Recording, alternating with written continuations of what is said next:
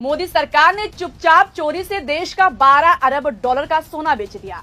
जो प्रधानमंत्री नरेंद्र मोदी डंके की चोट पर चिल्ला चिल्लाकर कहते थे कि सौगंध मुझे इस मिट्टी की, मैं देश नहीं झुकने दूंगा, मैं देश नहीं बिकने दूंगा। अब उन्हीं की सरकार में देश का सोना बेचा जा रहा है। जी हाँ दोस्तों, आपने एकदम सही खबर सुनी है। आरबीआई को अपने इतिहास में पहली बार मोदी सरकार में देश का सोना बेचने के लिए मजबूर होना पड़ा है और इस खबर का खुलासा इंटरनेशनल मीडिया ब्लूमबर्ग ने किया है। खबर देखिए, लिखा है कि आरबीआई की तिजोरी से निकला 1.14 लाख करोड़ का सोना। केंद्रीय बैंक को आखिर क्यों गुपचुप बेचना पड़ा गोल्ड? आप खबर की हेडलाइन से समझ गए होंगे कि सरकार ने किसी को भनक तक नहीं लगने दी और सरकारी बैंक से आरबीआई ने देश का 12 बिलियन डॉलर से ज्यादा का सोना बेच दिया।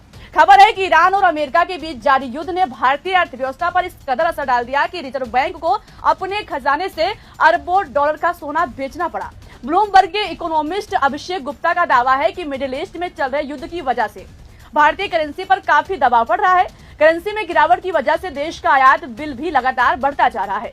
इस दोहरी मुसीबत से निपटने के लिए रिजर्व बैंक को अपने खजाने में से कई टन सोना बेचकर विदेशी मुद्रा खरीदनी पड़ी है।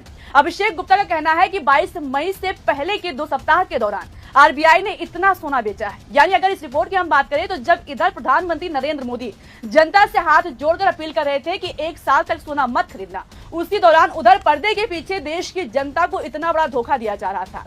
चोरी चुपके देश का सोना बेचा जा रहा था। सोचिए, इतना ज्यादा सोना देश से निकल गया और किसी ने डकार तक नहीं लिया। 1991 में जब कांग्रेस की सरकार में देश ने 47 टन सोना गिरवी रखा था, तब भाजपा ने उसे राष्ट्रीय शर्म बताया था। हालांकि बाद में गिरवी रखा सोना भारत लाया गया, लेकिन अब जब भाजपा की सरकार में ऐसा हुआ तो इसको भाजपाई क्या बताएंगे? अब सवाल है कि आखिर ऐसी कौन सी मजबूरी के चलते मोदी सरकार को सोना बेचना पड़ा। तो आपको बता दें कि रिपोर्ट में इसकी 3 वजह बताई गई हैं। पहली, स्ट्रेट ऑफ हॉर्मुज के बंद होने की वजह से कच्चे तेल की कीमतें आसमान छू रही हैं। भारत दुनिया का तीसरा सबसे बड़ा तेल आयातक देश है, जिसकी वजह से देश का विदेशी मुद्रा भंडार तेजी से खर्च हो रहा है, इसलिए ऐसा कदम उठाया गया है। दूसरी वजह, लगातार गिरता रुपया बताया गया है। और तीसरी, केंद्रीय बैंक इस समय सोने के मुकाबले विदेशी मुद्रा जैसे अमेरिकी डॉलर को ज्यादा प्राथमिकता दे रहा है ताकि बाजार में स्थिरता बनी रहे। इसी वजह से सरकार ने बिना सांस लिए देश का सोना बेच दिया। दोस्तों, सबसे बड़ा सवाल ये नहीं है कि क्यों बेचा गया, बल्कि सवाल यह है कि आखिर क्यों मोदी सरकार ने जनता की आंखों में धूल झोंक कर धोखे से इतना बड़ा कदम उठाया। अगर इंटरनेशनल मीडिया इस खबर को लीक नहीं करती तो शायद देश को कभी पता भी नहीं चल पाता। सोचिए, मोदी सरकार देश को कहां ले जा रही है। 2 दिन पहले खबर सामने आई कि देश की इकलौती सरकारी कंपनी जो आयुर्वेदिक और यूनानी दवाइयां बनाती थी, लगभग 48 साल पुरानी Indian medicine pharmaceutical corporation limited को बेच दिया गया। हैरानी की बात यह है कि जिस सरकारी कंपनी की नेटवर्थ लगभग 145 करोड़ रुपए बताई जा रही है, उसे उससे भी कम कीमत पर निजी हाथों में सौंप दिया गया। जबकि कंपनी के बिकने से पहाड़ी इलाके में 500 से ज्यादा लोगों के रोजगार और पलायन का खतरा मंडराएगा। लेकिन सरकार को जनता की परवाह कहां है भैया? अगर फिक्र होती तो इसको क्यों बेचा जाता? जबकि कंपनी बिकने के बाद भाजपा के लोग ही मोदी सरकार के खिलाफ खड़े दिखाई दे रहे हैं। और अब देखिए, देश का सोना भी किसी को कानों कान खबर नहीं हुई और चोरी से आरबीआई ने बेच दिया।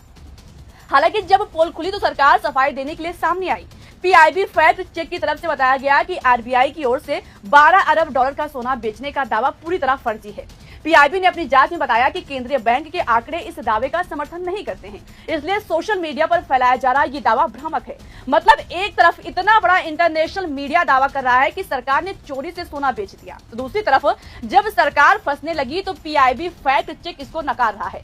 वैसे बहुत कम देखा गया है कि इंटरनेशनल मीडिया फेक न्यूज चलाता हो। चलो, हमने मान लिया कि अगर मोदी सरकार को बदनाम करने के लिए फेक खबर चलाई जा रही है तो सरकार इस पर क्यों एक्शन नहीं ले रही है? भाई, ब्लूमबर्ग अपनी इस रिपोर्ट से दुनिया में भारत की छवि धूमिल करने की कोशिश कर रहा है, तो भाजपा सरकार इसके खिलाफ एक्शन क्यों नहीं ले रही है?